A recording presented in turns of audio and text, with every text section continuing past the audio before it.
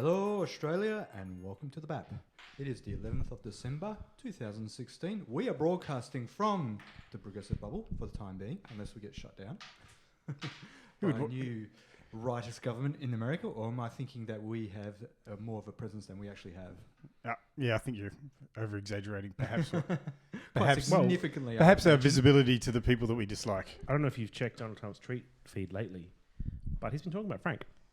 Specifically? So, well, he's not using names per se, but you can tell. There's always plenty of innuendo with Mr. Trump.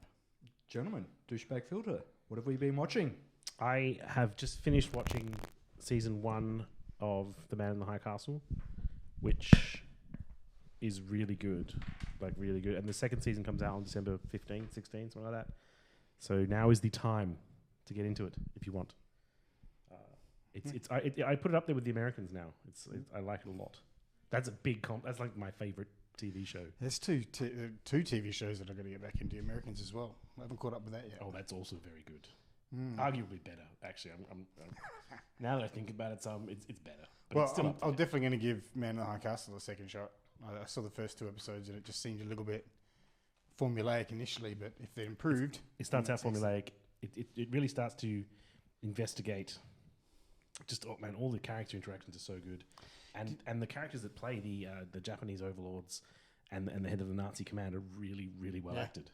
And I suppose the next season, when we start looking at a fascist government in America, they might start drawing some parallels with actual Maybe real they'll world. cancel it because it's too embarrassing. They were like, it's just too close to reality. Like, it's no longer fantasy. We can't Well, Trump might sell off the Western seaboard to China.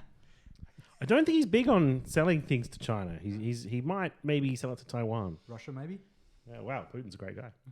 Yeah, actually, Russia. You could sell it to Russia. And the other thing, I finally, after much pressure from the two of you, I've started watching Mr. Robot. About time. It is about time.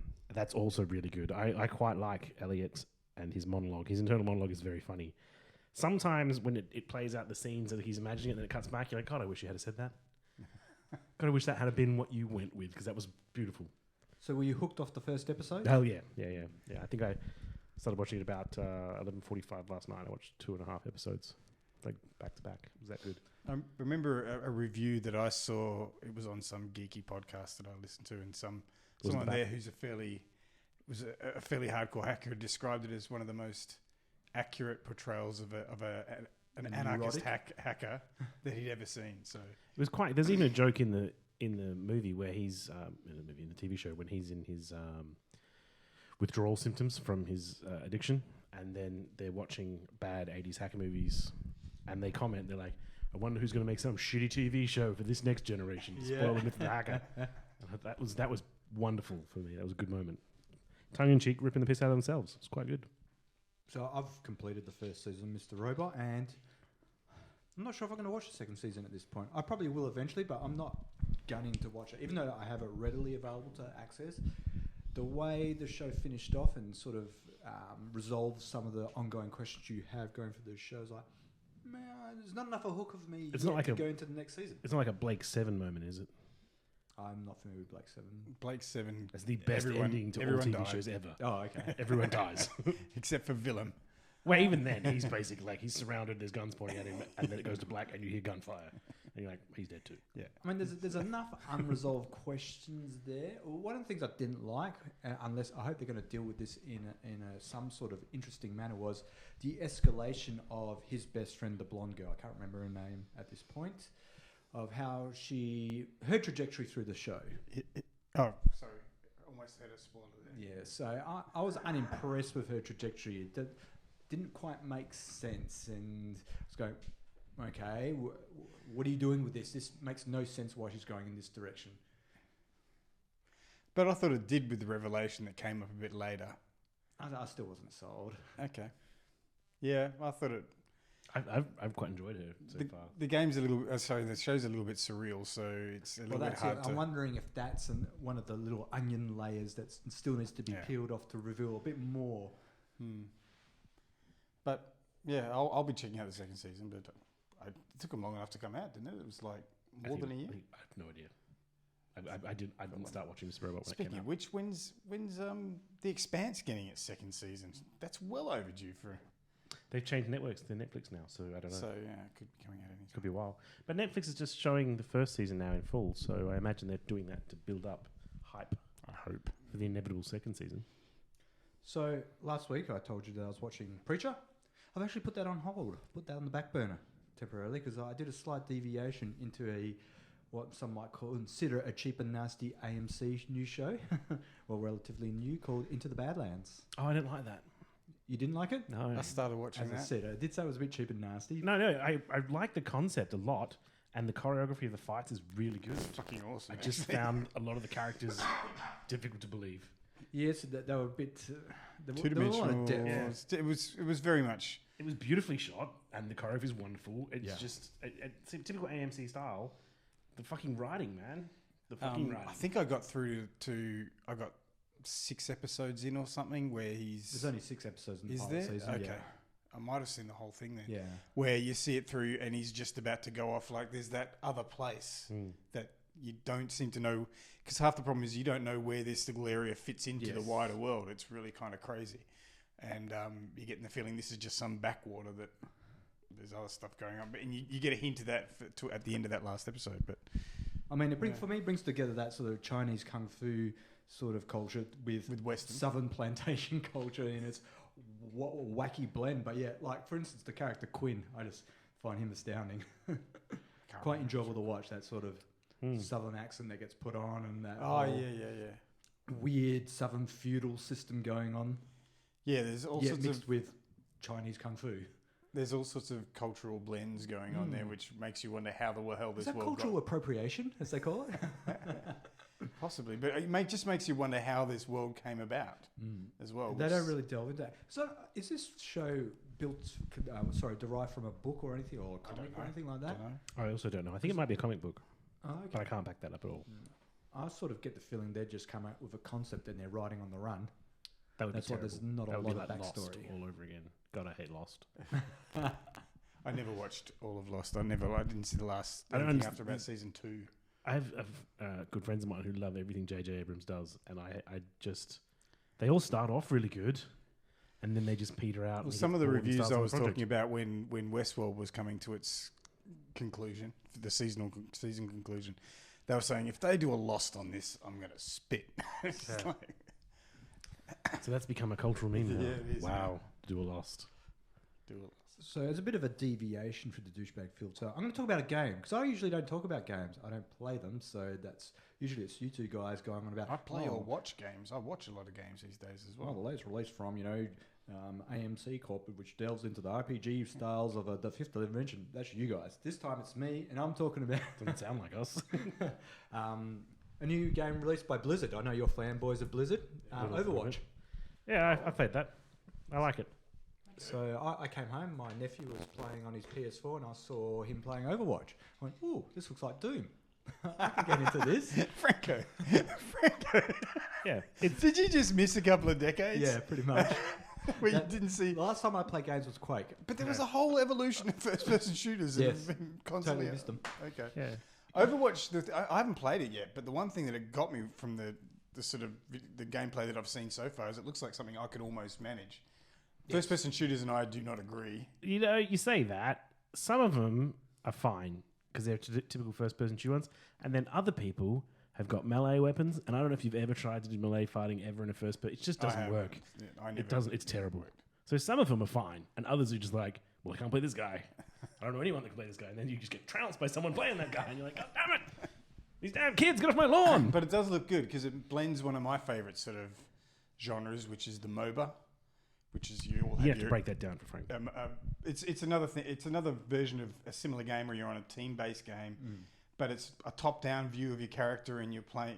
You've got different abilities and stuff like Overwatch has in the first-person sort of shooter. Yeah. It's very much a difference of perspective, basically. No, okay. So it looked interesting. And in fact, they're porting some of the heroes from Overwatch into Heroes of the Storm, which is the game I play. So Including Tracer. Tracer's in there, and Zarya, Oh, nice. and I think they've got a couple more coming in. Yeah. So apparently, Overwatch was a spin-off or development as part of the failed Titan project. Did any of you guys play that game? No, Titan never got anywhere as far as I Didn't know. get It released. was it was meant to be their new IP that was going to take over from World of Warcraft. I thought was going to be a massive multiplayer role playing game, and then it just got canned. I have no idea what's Overwatch status derived from that project. So either some What was people that? in that. Bungie game that came out recently, which was a shooting-based RPG MMO thing. Bungie. It was their first non-Halo game. Anyway, I heard rumors suggesting that maybe that was Project Oh. Titan, but re-released. Titanfall. Not Titanfall. Something else. It doesn't matter. I didn't play it either. It's going to bug me now that I Okay. can't remember what it is. But yeah. Yeah, Blizzard are really good at canning things. They had another one, StarCraft Ghost, they were doing for like 2.5 years, which is supposed to be like Metal Gear Solid meets StarCraft. Oddly And enough, then just cancelled it. one of the reviews shows that because that was the 25th year of Blizzard, and I'm a bit of a Blizzard fanboy. I played a lot of World of Warcraft and Warcraft itself and stuff like that. And they're talking about how Blizzard just has the philosophy that they will sink money into something, and if they don't think it's ready to be released, they won't release it, and that's it. Well, Shit and just cancel as well, though. Just absolutely cancel it or delay. In the case of, I think Overwatch was delayed a year and a half. Some other projects they've had, there'll be 1 year or 2 year delays because of the quality of the product that comes out. People wait. Except Diablo 3, which was a piece of shit on launch. But then they fixed it. Oh, they did. But Yeah, it took they about a really year. did fix it. And it's quite popular now. So That's all I've got for douchebaggery. Yeah, cool. I don't have any gaming news, unfortunately. I just play the same ones over and over. Haha! Franco with the gaming update. Yeah, I normally Wait another 15 years and you'll get my next update. yeah. I get like one that my son's playing, and I've watched a bit of Let's Plays of, is Tyranny, which is very much like Baldur's Gate style engine and that kind of thing. Only the overarching theme of it is that you are the bad guys. Your lord is the evil overlord who has taken over all the world, and you're just being sent down to crush a few little rebellions and stuff. And you just got to be a bastard throughout the whole game. That's kind of cool. I always like those ones where they flip the genre. Did you ever Yeah. play, was it Dungeon Master or... Yeah, the one where you are the Yeah, where you're the evil overlord of the dungeon and the heroes Yeah. invade and try Yeah, and shut down your totally. dungeon. You send little goblins to fight them. You slap them around if they're losing. yes, I like that game. Yeah, that was good fun. It was good fun. So, newsies. I got some local news. How local? The good, well, very local, Perth local. The good folk who look after Rottnest Island on behalf of the government, the Rottnest Island Authority, have indicated they want to rename some of the place names. In particular, the main thoroughfare and one of the lakes. Currently, there's the main street of the settlement. It's called Vincent Road, and there's also a Vincent Lake. Now, Vincent was the first prison superintendent, and apparently was quite a brutal individual. Oddly enough, I've been reading a little bit about the Rottnest Island prison and what was done over there. Yeah, it wasn't a place you ended up... No, so I mean, for folks who don't know, it was a sort of a penal colony, or sorry, a penal jail for Aboriginals in the local area, and they were sort of brutally treated on the island. And They were brutally treated everywhere else, so I imagine if they're going to be stuck in a prison on an island offshore, it probably wouldn't be going any better for them. so, in terms Same of abuse by the white man, different day. I think probably even worse.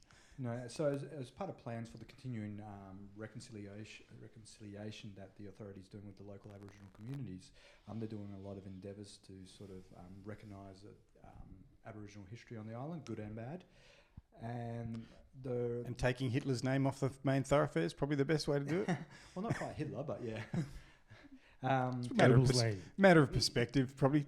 So the Rottnest Island Authority says Vincent's role on the island should be recognised but not celebrated. So, but you know who's not happy about it? Besides middle class Western Australia, His grandchildren? Barnett. Great-grandchildren? Colin Barnett. Oh. He's not happy about much, though. No, but you can imagine why he'd be. I mean, and to be unhappy fair, about he this. gets an erection from brutalising sharks. So, he's not a nice guy. He said Premier and Tourism. He's the tourism minister as well. Makes Oh, sense. right. Once again, very shallow pool he swims in in terms of talent. Premier Colin Barnett said he did not favour rewriting history. I don't see how this is rewriting history when you're just changing place names, but he continued on. I certainly support some recognition of that history. A lot of Aboriginal people were incarcerated on Rottnest. I don't hide away from that. I'd be quite happy to endorse a greater recognition of that. he continues. But it is a holiday destination, and while we need to respect history, and particularly some of the less pleasant parts of Rottnest, I'm not the sort of person who wants to see a renaming and glossing over of history, good or bad. Wow, that's Well, hang like on. a whole Who's doing whitewash. the glossing? It's a holiday destination, Nate. Yeah, Jason, it's not a prison. don't you realise? And Vincent. Well, hang on. was- Maybe he's saying we shouldn't change it. We should change it from Vincent Street. Is it Street? Road? Way, actually, Way? Vincent Way. Vincent Way to Vincent Boulevard. We'll gloss it. Maybe we just need to put a big statue of Vincent up there, and I don't know. You know, the funny thing is, particularly white middle-class Western Australia is never in favour of doing any action that's precipitated by a recognition of the not-so-pleasant past of Australia in general.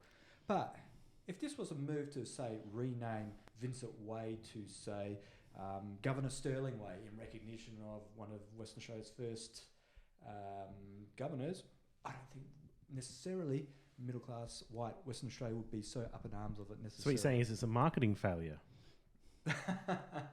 We should have framed it that way.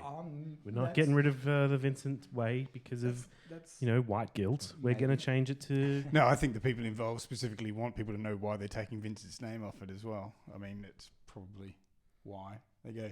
The guy was a bit of a cunt, so we want to take him off the. Normally, I'm the only one who drops C-bombs on this show. I think it's time we take his name off the street. That's all. But I was a bit disappointed by the Perth Now article that wrote this up. So, I mean, in general... Why were you reading Perth Now? Sunday Times. It's the only place that was reporting on this I'd like to issue. apologise to all our listeners for their IQ just dropping 15 points. But I mean, in my time of sort of following politics and so forth and getting a better understanding of the place journalists play in, the various democracies around the world, you sort of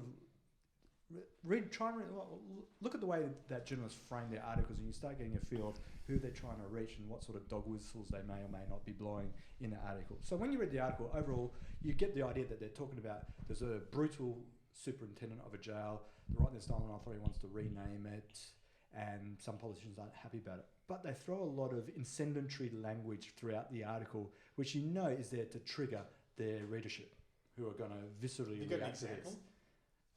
Please have an example. Because if he doesn't... I'm sorry. Do I have an example on hand? Yeah, sorry. Well, your mic was like down near the pretty floor. much putting anything that comes out of Colin Barnett's mouth is pretty incendiary, and a dog whistle for, by him saying, I don't support, Premier Barnett did not favour rewriting history. Yeah. That's a dog whistle for middle class. Well, also, Premier Barnett probably said that, though. It's not any... It's also completely false. There's no rewriting going on. They just want a more accurate portrayal of it. Accurate representation of By it. renaming stuff, you don't change history. Hey, he favours rewriting history all the time. When his son's getting in legal trouble, he's always rewriting. He's not that bad. He's a good kid. He wasn't really there. Forget about it. But this is a small example, but you go throughout Australia and examples of when people want to sort of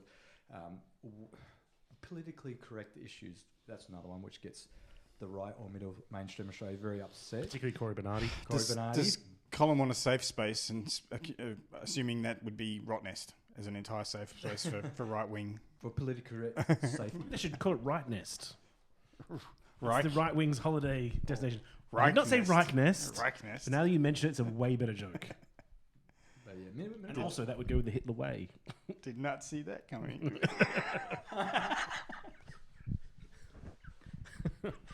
Nothing quite like a Nazi pun. What's that Especially that used saying one. that goes back where they always say whoever invokes Hitler in an argument basically loses? That's Godwin's law. No, and we are allowed to put that on hold now.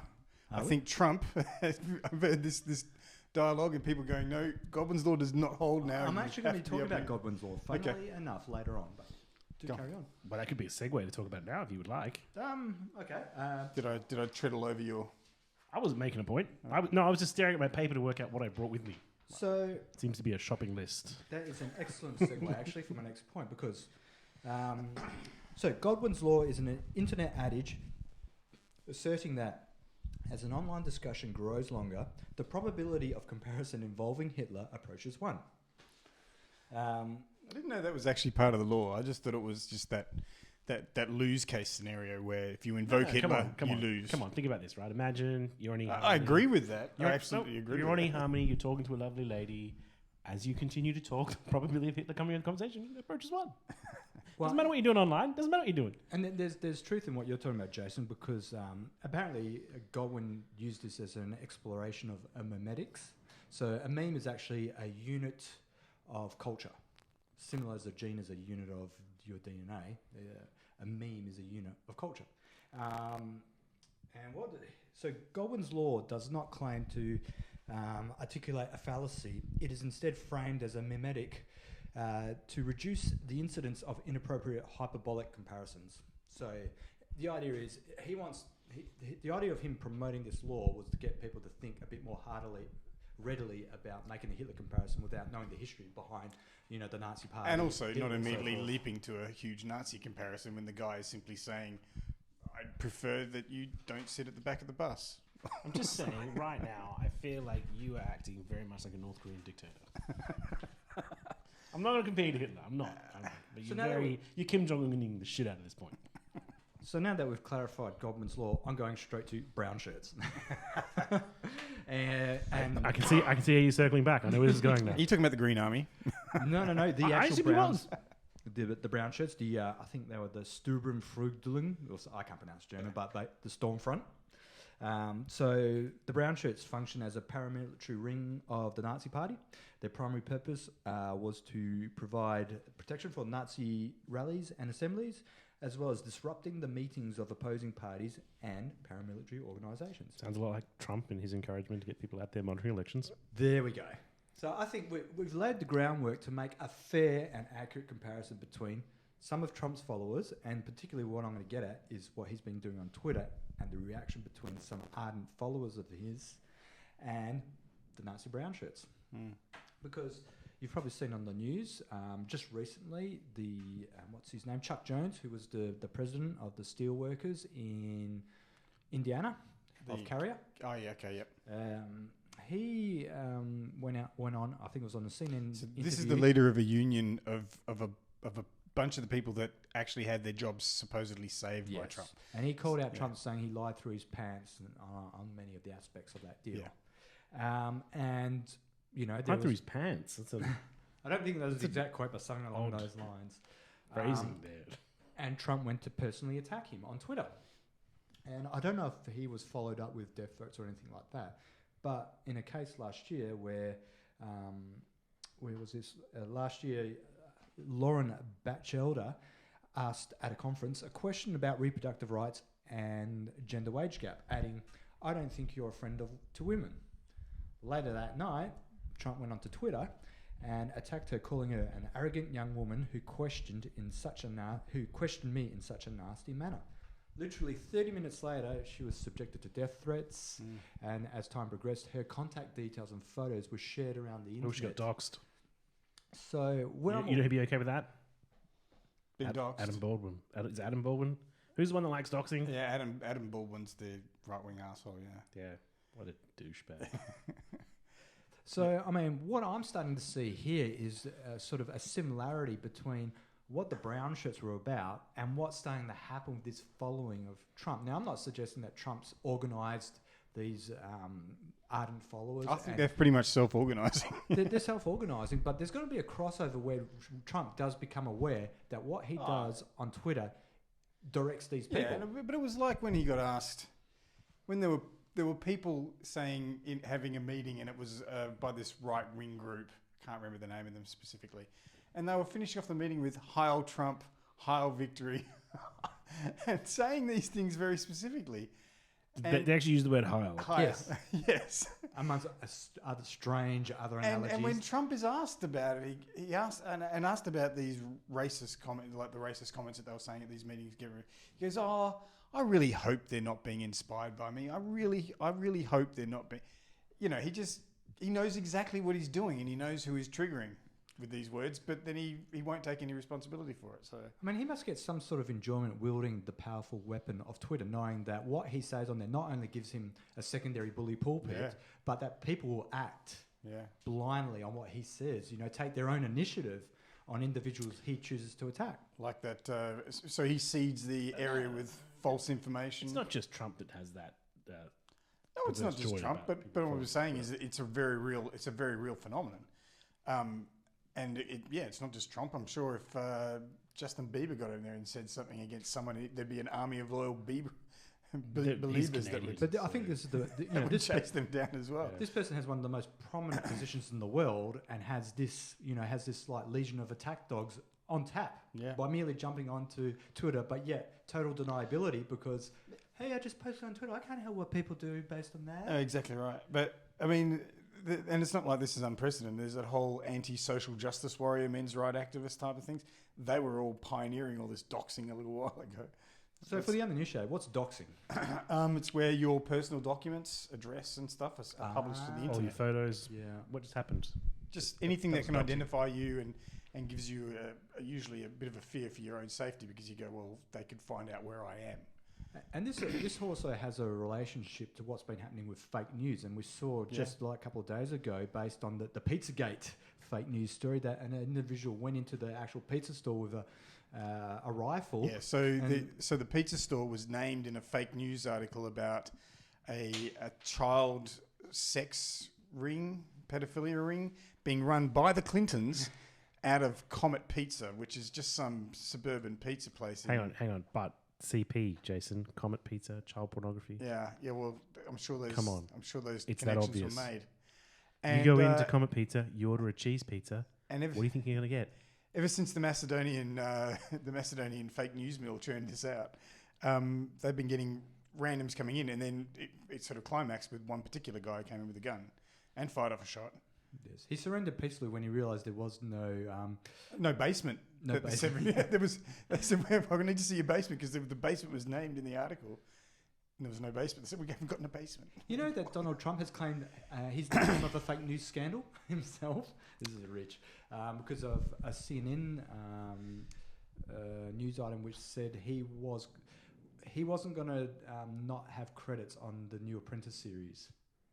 He said he's not going to cut off his involvement. Yeah, no, he's going to stay maintaining the executive producer. Yeah. And then he went on Twitter saying, which is crazy, false, right? Fake, wrong. I have less of a problem with him staying EP of that than I do with him staying in control of his business, in general business interests. Look, I think someone actually pointed it out quite well. You're maintaining an executive producer credit on a fucking show. But even forgetting all that, the richness of him claiming he's a victim of fake news when a lot of his campaign ran on fake news. That's the hypocrisy of it. But this is unfortunately one of the places where both sides were doing it as well, because even the Clinton campaign were quite happy to throw out some of that WikiLeaks emails were forged and stuff like that, just putting out blatant fallacies as news items. I think they also ran overall a more negative campaign than Trump did as well. True. I hate to admit that, but he actually ran a more genuine. He may have been lying to people when he was trying to get them to believe in him, but he genuinely ran. That's because he didn't have to do anything, run any specific campaign. Did Hillary have to run a negative campaign though? Did she have to? She didn't have to. No, but he could do all his negativity via Twitter. Yes. Yeah, I saw he had an unfair advantage. You know that Batman meme where he's slapping Robin? I saw one of those on the front page of Reddit, which was just, put your Twitter account down. So my final thoughts on this whole Trump stuff and fake news and all this craziness was I had a thought about something called, I'm going to call it the y-axis of idiocy.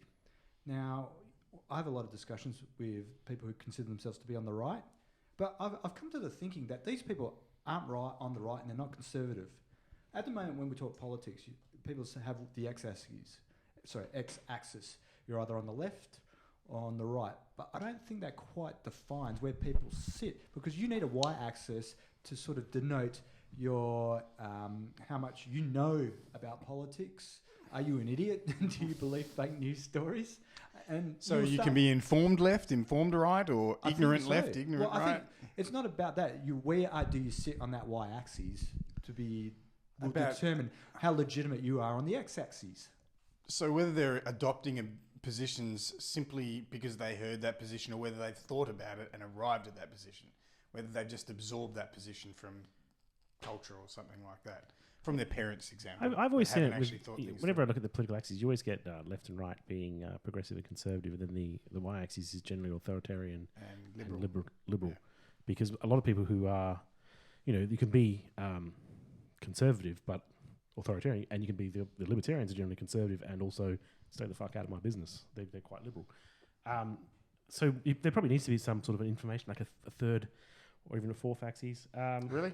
I think what people who could say they're on the right, they don't even know what that means. Besides saying No, I'm on that's- team right, what does that's what that I mean? mean. They don't even know what conservatism means. There's But they know Some- they're right, Frank, and you're wrong, therefore. Some of the policies they support of their rightist leaders aren't right or conservative policies. And they've normally, they've normally adopted a certain position. Like, for example, most of the followers of Trump are having to accept and write into their political ideology some of his more crazy, slightly liberal things that they wouldn't normally agree with, but because it's El Trumpo saying it, it's okay.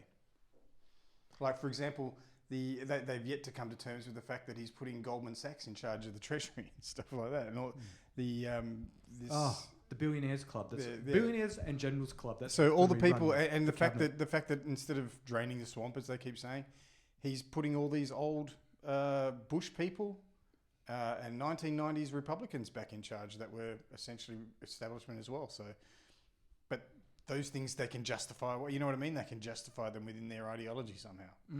I don't know how they're going to do that yet. Well, a lot of once again in my discussions with people on the right is this infuriating tactic they use of saying, for example, when they ramble on about there's widespread voter fraud in the American political system, and you ask them, where's the proof? And they go, where's the proof that it's not? It's not.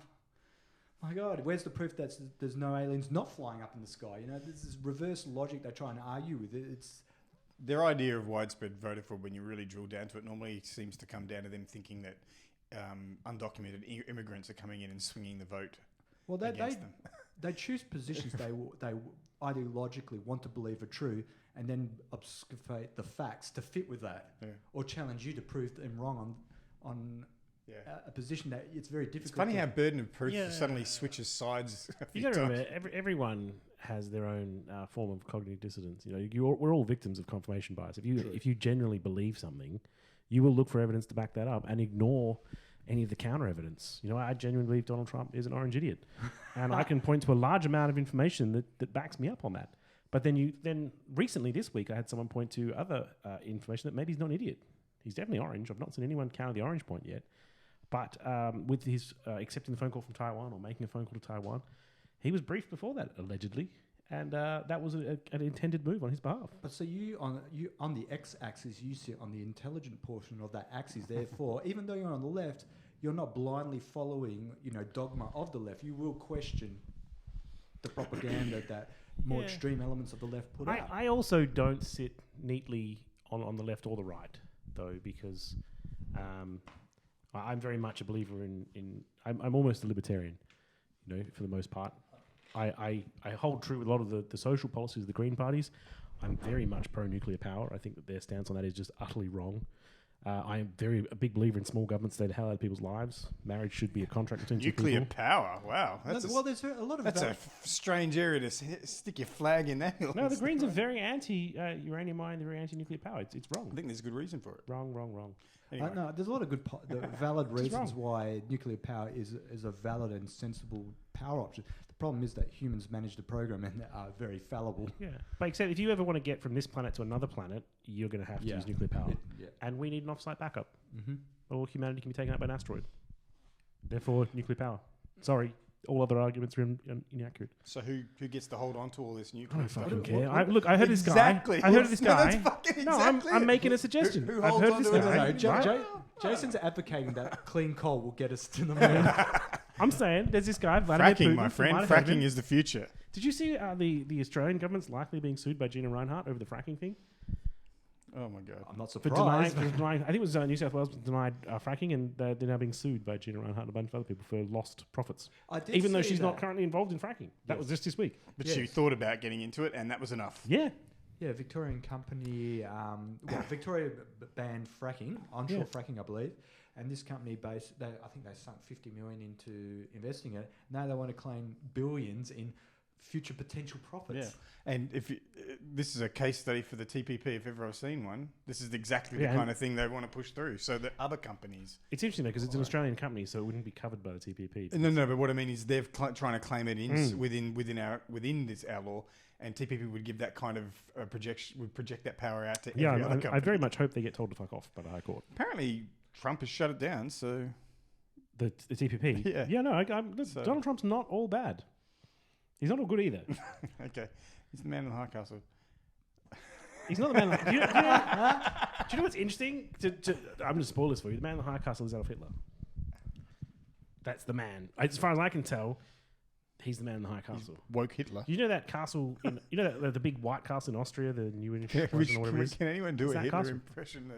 No, I can't do it. Doing some left wing. But look, it's pretty good. So Trump could be the guy as well. Could be the guy. What was I just waffling about?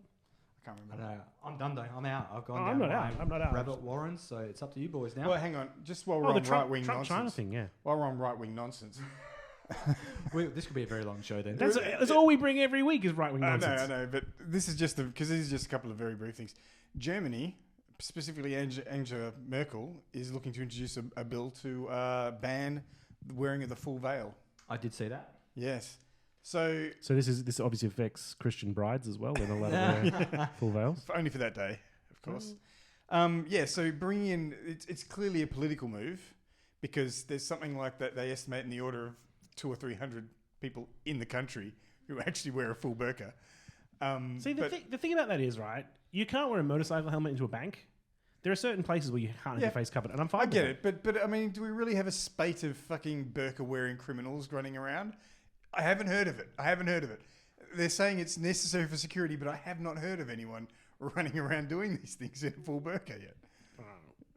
Just as you haven't heard of it doesn't mean it's not happening, though. Well, I'm pretty sure we would have heard about it if it had actually been happening. Well, I'm saying, where's the evidence that it's not happening? Yeah, I'm saying if someone wants to sort of sneak around and do terrorist activities, it's probably better wearing normal clothes. All right, so if you had to pick... The person in the burqa is immediately... So there's a guy dressed as a ninja wearing what looks suspiciously like a burqa. Would you say he's stealthy? Well, would you say, that's quite stealthy attire? What I'm saying is, how is that man in Germany after this law's passed? They're going to obviously ban he's gone now. He's not there anymore. Ninjas, not allowed. He's done his mission. He's gone. He's ninja'd that shit. But I mean, it's a bit of a turn because Angela Merkel's been pretty progressive and liberal in her stance with refugees, and it's written to the German constitution that she has to be. Yeah, well, and she's backed that up. I mean, she could have. There's many other politicians in Germany who weren't taking that angle, and Angela was definitely going that angle. So, Ooh, double pun. Anyway, so this is a bit of a turn. That's why some people are saying it's more of a blatant sort of political move just to appease some of her. And don't forget the fact that she feels she has to appease people on the right is a bit disturbing. Well, head politicians getting rolled. Britain went Brexit. The Italian Prime Minister got rolled this week. Yeah. Marine Le Pen is looking like very strong in France. Like it's God. Angela's going to look out for Marine Le Pen is looking strong in France, and the ones that the right wing, I can't remember the name of the right wing party in there, but he is probably further to the right than Marine Le Pen on some things. The guy that they put. Oh, there's room to the right of Marine. There's plenty of room. There's plenty. You sure? Not if you're a Jew. I don't think there's much to the right of. Well, yeah. I mean, wait. You feel like there's Germans that are going to treat the Jews better than the French? Really? History says otherwise. Okay. And that was that. I've got no segue back into this, but circling back on something really fucking weird that happened during this week. Dick Smith came out and supported Pauline Hanson. What? Dick Smith came out in the media saying that he sat down, had a conversation with Pauline, and they agree on a lot of things. He doesn't agree with her stance on Muslims, but her stance on immigration and a bunch of other stuff, he's full on board with it. So what is her stance on immigration? What is? She wants to drastically cut immigration to around 70,000 people a year instead of the current. So he agrees with that. Yeah. He's a scared old white dude that doesn't want so many people coming to the country. Dick Smith. You know what? The hint's in his name, Dick. Should have seen this one coming. Speaking of Pauline Hanson, this is tying back to the Green Army that we didn't talk about yet. Did you see her very public media spat with Rod Cullerton? Yes, that's been going on for quite a few weeks now. She took to the media to basically label him someone who loves the media spotlight and has let all his newfound popularity go to his head. and is absolutely not a team player. That's a little ironic. She took to the media to call someone out on being a media whore. Now, I'm not saying she's a media whore, but she is a whore. No, no, I'm not going to go there. That would be crossing a line. And undeserved on her part. Well, yeah, you're right. She's done many other things. So I just like to see. I like how dysfunctional their little party is. One nation. One nation. Is it one nation? Or is it fracturing? So what is it? He's a serving senator, right? He's a West Australian senator. So he leaves. They've got to produce, or is it isn't Oh no, necessarily no, a no! one See, nation? because if he leaves the party, he's an independent senator. It's fine. No, Except he's also before the High Court right now. He may just be denied being able to be a senator at all. if he wasn't eligible, One Nation don't get to put another person in his place. It goes to the party that got the next most votes. Yeah, But he would have been out regardless he could be out regardless. if he left, right? Because it's Technically, he is ineligible because he had an outstanding criminal conviction at the time. Yes. The case is before the High Court to decide if that really matters, but the law of the letter of the law says it matters. okay. Yeah. Technically, the charges were overturned, so he's eligible now, but he wasn't eligible at the time. The other thing that this Green Army thing that I loved, Tony Abbott sniping at the PM from the sidelines after Prime Minister Turnbull reached that agreement with the Greens Party to cut Tony's Green Army and give that 100 million back to Landcare. Tony's not happy about that, weirdly. He's come out and said that the coalition shouldn't be making deals with the Greens. We're basically fulfilling green dreams. Tony was dismayed to see his former policy getting the arse, just like his prime ministership. It's the first of his policies to be given the arse. They've kept everything else, haven't they? Yeah. That's why he's so dismayed, probably. He didn't really have any policies. He just sort of rolled back. So, Labor's I remember Policies him, than Malcolm. I remember him sniping at Turnbull from via the media from somewhere, because saying something about, well, Turnbull's just putting in all my policies anyway, and then the moment he makes a difference, then he has a big cry. Yeah, he has a big cry. Yeah, big sissy T. He was really upset because he thinks the program's really good because it is a grassroots conservation program, and it's also getting unemployed people out to work. Now, some might say that Tony's putting them out to work on jobs that Landcare used to do before 400 million was cut from their budgets. Some might say that. Yeah. But that's not what Tony wants to talk about. Tony wants to talk about how sad he is. Yeah. He's sad. I don't have a reflexive disagreement with something like the Green Army or Work for the Dole, but certainly if it's taking jobs away, actual jobs away, that's just ridiculous. I have no problem with Work for the Dole as long as you're getting skills that you could use to get future jobs. Like if you're getting actual on-job training. However, with Malcolm cutting all the money out of Landcare, learning how to plant trees and clean up sites, it's not going to get you any work because there's no one hiring in that role. Which is just a bit maybe bullshit. now there is. Yeah. And the other thing I thought was really funny this week, this is probably the funniest thing I saw all week, and I have seen under Malcolm Turnbull's prime ministership. Energy Minister Josh Frydenberg took to the media to announce a new white paper that's coming out, which is basically an investigation by one of our chief scientists whose name I mysteriously haven't written down, Alan Finkel, I think it is, Alan Finkel, basically talking about our climate future. So the coalitions was always set to have a review of their policies. So he came out to the media. He's like, look, one of the things we're looking at is an emissions intensity scheme, which sounds an awful lot like an ETS when you think about EIS, ETS. So Corey Bernardi then took to the media with gusto, saying this was one of the most foolish and poorly thought through and stupid things he's ever heard of. Malcolm Turnbull basically just stood back and was like, what? What, Josh? I can't help you, buddy. Let Josh get knifed.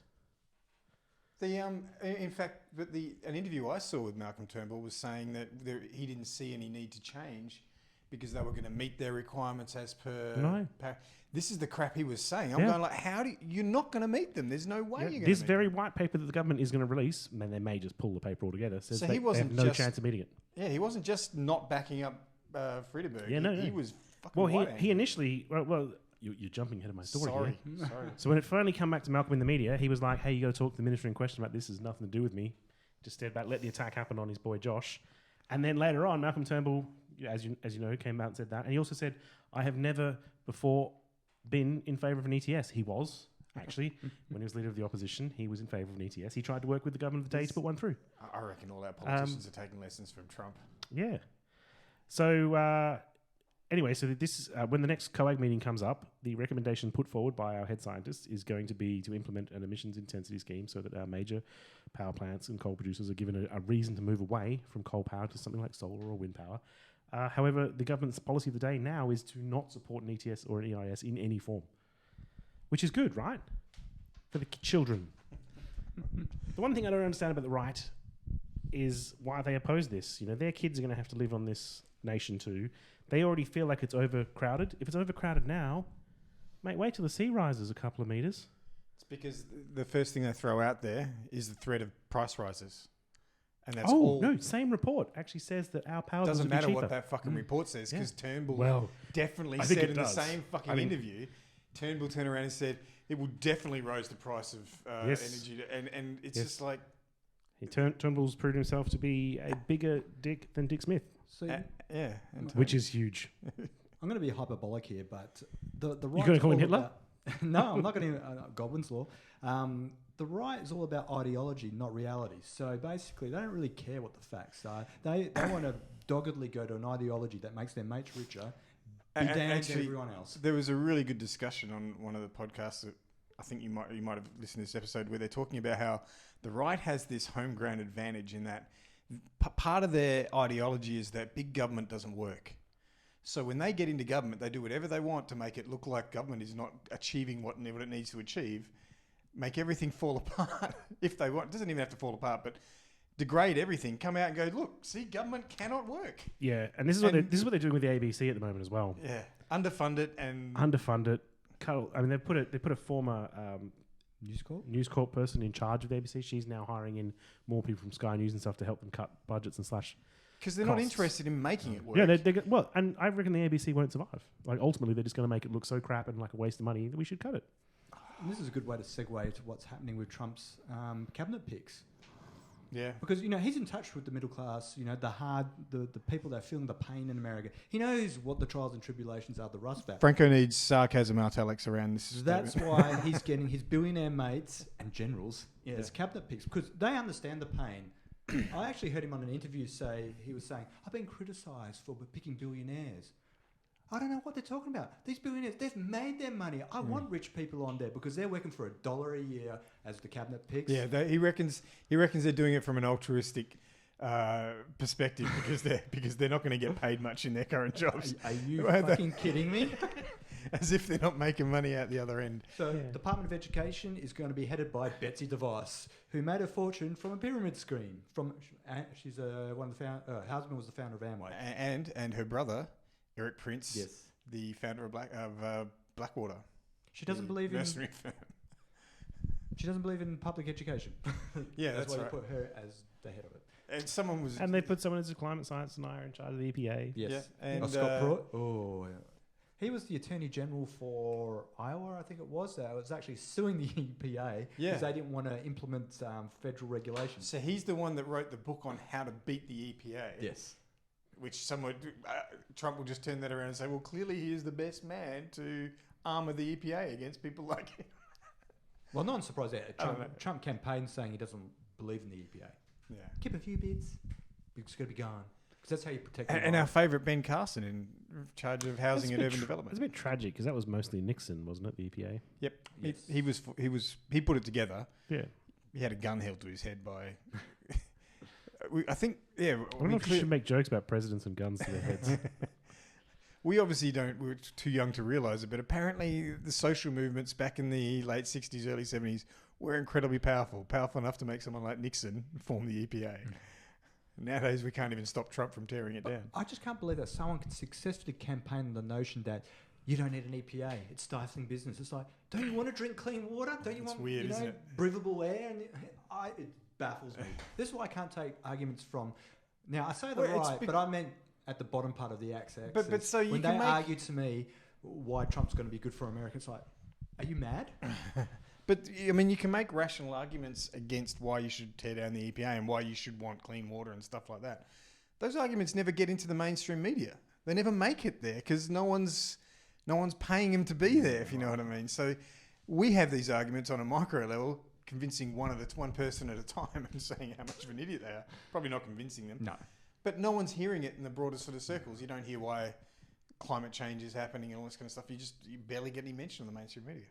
I was listening on the majority report. They were talking about how the majority of Trump voters, 80% of them didn't realise that unemployment had gone down during the Obama presidency. 80% were unaware of that. Yeah. That's a marketing fail on behalf of the president. Yeah, no, definitely. No, absolutely. Oh, you mean of Hillary Clinton? Well, on the behalf of president Obama and as the well. Democratic Party. I mean, yeah, huge marketing failure on their part. But it's also Because as you said, they were doing a negative message, and they weren't out there singing, saying the fact that Obama's added. I'm just throwing a number out there, but it's 14 jobs. He's added like 160,000 jobs a month for 2 years or something like that. shitty jobs, but Shitty jobs. But the point is, the Democratic campaign was awful. It really should have been, Trump saying something on TV and then flashing to the facts. Yeah. well, you have to have a plan. No. Hang on. I think I got a little bit deeper. That would have been useful, but they didn't actually put much of a message out for her either at all. They took Trump as a joke. They didn't take him seriously, and they're reaping what they sowed. And when you were asking what was Hillary Clinton's central message, what was she standing for? I mean, he was "Make America Great Again." The only slogans I got out of them was "I'm with her," and stuff like that. I don't know what she stood for specifically, whereas it seemed pretty obvious what Trump stood for, and people liked that to some extent. Anyway, I'll just one quick thing. Some hopeful news from despite the EPA being torn down sometime next year. The Dakota Access Pipeline appears to have been halted. So, well, they haven't got their approval to. They haven't got their. They're still building the pipeline. They haven't stopped. Well, the pipeline's been getting built the whole time, but they cannot join it up at this critical juncture. And apparently, if the contracts for the pipeline are up in January, and the reason there was such a push was to get this all done, because there's a get out clause for the investors at that point. So it's very real. They seem to be in a very real sort of hard to difficult situation, and it may actually may halt the pipeline altogether. What if they just run it really high pressure and just sort of shoot it without any pipe from one side to the other? I'm Put a big funnel on one end. I'm almost like a little, just condense it down to a little hose on the other, and just have it just go over the top. I'm almost certain that's almost exactly what the Standing Rock Sioux tribe are afraid No of. EPA to stop them, Jason. Right? They'll be gone. Just put a fucking mister on the end and spray it into the air. Because apparently, they were still drilling, and in fact, they were already starting to drill under the lake. Apparently, up until recently. No one can be certain if they're still doing it now, even after this point, because I don't think the cops are going in there to police them. And so the protesters had been suffering at the hands of the police for some time, but just before this breakthrough came along, perhaps it had something to do with it, perhaps not. 2,000 veterans turned up to support, and apparently they'd been threatened. The veterans had been contacted and threatened by local law enforcement to try and tell them not to go there and stuff like that, because apparently cops don't like applying billy clubs to veterans' heads. They can't get away with it as much. So they had 2,000 of them turning up, and more wanted to come. They had to turn some away because they didn't have enough space in the camp. So whether that had something to do with the final outcome, it was the Army Corps of Engineers that had to grant the easement. I don't think that was necessarily related. I think it would have made the water protectors' lives a bit easier, having the sort of ring of protection from the veterans. It would have put the security forces I think it might have been a critical mass, at which point they went, fucking hell, we really cannot get away. I mean, they've been cracking skulls for 2,000's not that many. I get what you're saying. It's 2,000. I think when you're looking 320 million people in America, it's like less than. Not in Dakota, there's not. 2,000 I think when you're talking about, I think when the original. Yeah, you're talking in 30 or 40 people that were the original protests out in a place that probably has sparser population than some parts of Australia, which is. I wonder what I know in Australia, when you own your land, you own everything above ground level. You don't own deep. So if they dig under your land, you probably can't stop them anyway. Well, I feel like it's weird that I'm saying this because the white man will just take the Indians' land anyway. I mean, they did before. This is why the Standing Rock Sioux tribe are not standing down or doing anything like that. They're standing up, obviously, and because they don't trust anything. They don't trust these decisions at all. Yeah. Anyway, so it's one positive turnout, and it may actually stop the pipeline altogether. So America's going to have a half-finished pipeline just... They've got a spoiling few the of them. They've got a landscape. few broken ones too. Lots of broken ones, Yeah. unfortunately. So The what's maintenance one more? regulations are very lax in the United States, Yeah. and they have piping structure, Because nearly 100 actually, years old. in a little development of this, the company did take it to a to the circuit judge or whatever it is to appeal the decision, and because they said we've already been drilling, we've been developing this pipeline, and because they didn't get proper environmental studies done. Won't matter.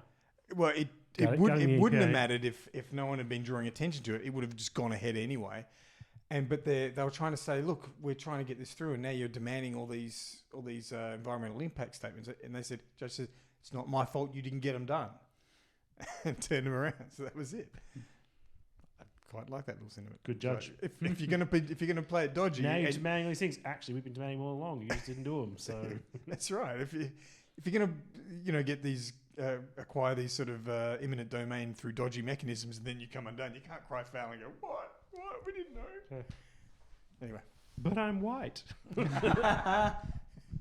I'm not supposed to be oppressed by the law. you make a powerful point.